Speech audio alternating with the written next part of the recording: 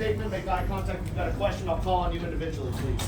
Okay, guys, good evening. Appreciate everybody being here. Certainly proud of the way our guys just stuck with it after starting on the offensive side of the ball, starting a little bit sluggishly, and just maintaining composure and just staying into the defense. Did a phenomenal job after the first drive, just shutting down the opponent and giving us an opportunity to get back in and close out the first half with a scoring drive, and that certainly built some momentum. Came out with great defense, great special teams. That just, we started clicking and started doing started playing more Miami Hurricane football. So, questions, please. Go to start with Tim Reynolds from the AP. Mario, in the on-field interview after the game, Malachi said that you guys talked all week about getting back to the standard.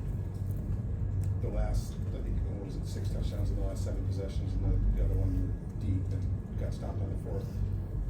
Does that personify what the standard is? In a way, the it bounce does. back and not letting last week beat you twice, kind of. Yes, sir. I mean, the standard is nothing but your absolute best and absolutely everything that we do. And you know, it's when that game, we don't get the result we want early. You know, we drive down there, we miss a field goal. We didn't convert on a 4th down pass that we are pretty good at doing.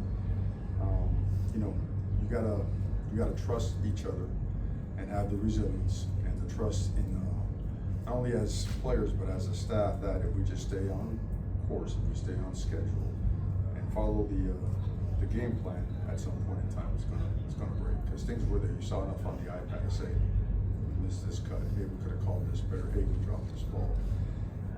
But no one panicked, and I thought just the defense, the way they took over the game, as physical as they were, the field position given to us by special teams and the return game, certainly all those things, albeit the 4th and 1, which we didn't make, we had an opportunity to score on the 7th straight drive. So certainly a massive turnaround from the previous quarters of our previous game in the first quarter and a half of football tonight.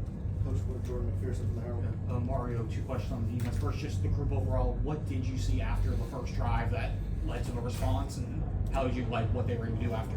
Well, you know, we may have reduced pre-snap penalties by a little bit, but nowhere near to the standard. We spoke about the standard earlier. But what we saw is communication, and when we communicate and line up the right way and play with confidence, you see what you saw after the second drive. You know, we were still a little bit out of sorts on the first drive, and we had a couple of miscommunications. After that, alignment, assignment, and then just playing really fast and physical became a reality. So it's key to the whole thing, man. And then Noah Mesdor, how close was he, and what did you like about Marquise Armando and the group that filled in for him on that? We felt the Keem was really close. We felt all week he was going to be there, and then sometimes you could present yourself with an opportunity to play a player, and then you have to calculate, medical staff has to calculate what type of risk is involved. Can we send him back? Is this a guy that can be a full speed player with another couple of days? So the assessment was made, and as well as the decision, and it was the right thing for both the Keem and for the team. Coach, what happened with this?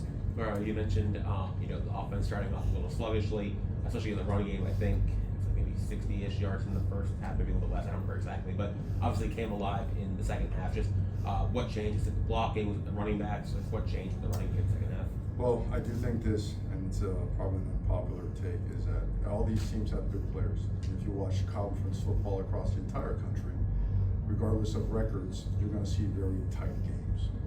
Okay, and at some point in time, the play calls, along with the execution of those play calls, if you feel confident in them and you feel there are opportunities there, you stick with them, and eventually you'll give way. And that's what happened in the run game. A little bit more on finishing, a little bit more on half position, a little bit more on pad level, and then seeing it a little bit better. Sometimes a little bit more patient, sometimes just hitting it. Sometimes getting an extra hat over there. Sometimes someone making it to the safety. Sometimes making the safety miss. There's a lot of different schemes that we run. You know, some between the tackles, some stuff outside or designed to go outside. But the run game, in my opinion, as the game wears on, you should get better. If you trust your offensive line, your bigs, and your running backs, you should get better. I think Mark Fletcher, again, showed why he's such a great player and so important to this football team. You know, you give him the carries necessary to get him going, and I think the entire tone and the perspective of the game changes. Coach Brian Monahan.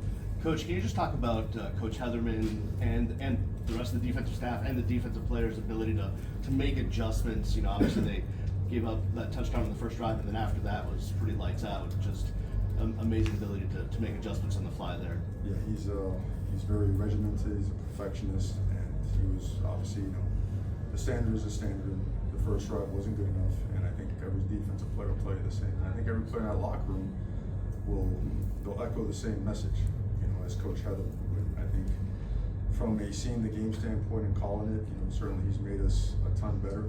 Tonight, it was critical for us to get those stops because we weren't generating much on the other side of the ball. And those stops eventually led to great field position because of special teams, complementary play, and of course, turnovers forced. So a ton of credit to everybody on that team. The scout team guys have prepared, the defense as well, and certainly really appreciate the work that Coach Heather puts in. Coach, we got a couple more. We'll go to Chris Stock in the back, and we'll go back to Jordan in the front. We've talked a lot about Malachi, Tony, and his performance all season. Just again tonight, what you saw from him, and then his plays in the return game. Just when he has the ball in his hands, he continues to do it. Yeah, we've been looking forward to getting involved in the return game, and sometimes you've got to be careful, in choosing certain schemes and certain calls due to some of the things that you see on the other side and some of the things that you have to audible to on the other side as well. But the opportunity was there tonight. We trust him a lot, and we saw what you saw. An explosive guy that is always ready to make a play for his teammates, a guy that is fearless, a guy that not only wants the ball, wants to throw his body around in there and block, just a complete team player, and certainly a game changer. Coach, we'll wrap up with Jordan. Two of the other individual guys, Tony Johnson didn't get many touches early in the year. You see him take advantage of his opportunities today, and then Xavier Luke's on defense, first interception. Just thoughts on how those two new guys. Xavier West got themselves some interceptions tonight. Thought both those guys played really well. Thought our corners in general, we were able to rotate a few guys in there, and they're all unselfish. They go in there and they do their job, and they complement each other really well. Tony got his shot tonight. We did some 4 wide, some 10 personnel stuff. Created a little bit of air, in there that helped the running game as well. And certainly a guy that we think very highly of. And I think what you saw tonight. A lot of guys have been working hard to earn playing time. I think Tony's worked really hard to earn playing time. I think Josh Moore has worked hard and earned playing time. Joshua Trader has worked hard and earned playing time. Chris Wheatley got some touches. Pringle got some touches. We're looking forward to getting Dale Upshaw in there as well. Our roster is, when you have an opportunity like that, those last 16 to 18 plays are critical because it's not about scoring or trying to score. It's about roster development as you head further and further into the season, end of October, right, beginning of November. So really good to see that from our guys. Thank you, Coach. Hey guys, thank you.